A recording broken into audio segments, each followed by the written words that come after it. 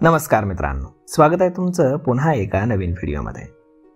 मित्रांनो, आर्थिक मंदीची चाहूल लागत आहे असा इशारा अब्जाधीश जेफ बेझोस यांनी दिला आहे। ग्राहक आणि व्यावसायिकांनी काय करावं याचे सल्ले देखील त्यांनी दिलेले आहेत।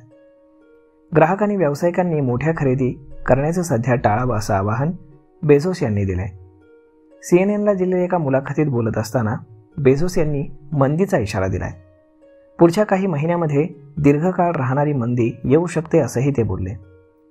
जेफ बेझोस पुढे म्हणाले की ग्राहकांनी कार, टीव्ही आणि इतर महागडी उपकरणं खरेदी करण्यावरती काही काळ नियंत्रण आणावं। हेच पैसे वाचवले तर आर्थिक परिस्थिती बिघडल्यावरती ते कामाला येऊ शकतात। तसेच लहान व्यावसायिकांनी मोठे भांडवली खर्च किंवा अधिकची गुंतवणूक टाळावी असंही त्यांनी सल्ला दिलाय।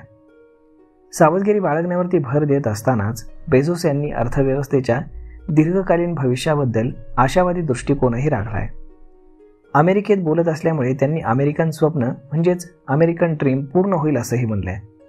तसेच ते स्वतः हयात असताना अंतराळामध्ये प्रवास करणं सामान्य जनतेलाही शक्य होईल असा आशावादही त्यांनी व्यक्त केलाय। महत्त्वाची बाब म्हणजे ग्राहकांनी बेझोस यांचा सल्ला ऐकला तर त्यांचे स्वतःचंही नुकसान होऊ शकतं, कारण लोकांनी खरेदी नियंत्रणात आणली तर त्याचा ॲमेझॉनवर देखील परिणाम होऊ शकतो। अलीकडेच ॲमेझॉननं 14,000 कर्मचाऱ्यांना कमी करण्याची योजना आखली होती। महागाई आणि ग्राहकांच्या बदलत्या वर्तनाचं कारण देत पुढच्या तिमाहीमध्ये विक्री कमी होईल असा अंदाज त्यांनी ऑक्टोबरमध्येच व्यक्त केला होता। आंतरराष्ट्रीय पतमानांकन संस्था मूडीजने दिलेल्या इशाऱ्यानुसार अमेरिकेच्या अनेक राज्यात मंदी येऊ शकते। मूडीजचे मुख्य अर्थशास्त्रज्ञ मार्क झँडी यांनी सांगितलं की राज्यांनी ह्या डेटाच्या विश्लेषणातून दिसून येते की अमेरिकन अर्थव्यवस्था सध्या मंदीच्या उंबरठ्यावरती आहे। जेफ बेझोस यांनी मुख्यत्वे अमेरिकेतील मंदीबाबतचं मत व्यक्त केलं असलं तरी अमेरिकेतील मंदीचा परिणाम जगावरही झालेला याआधी आपल्याला पाहायला मिळाला आहे।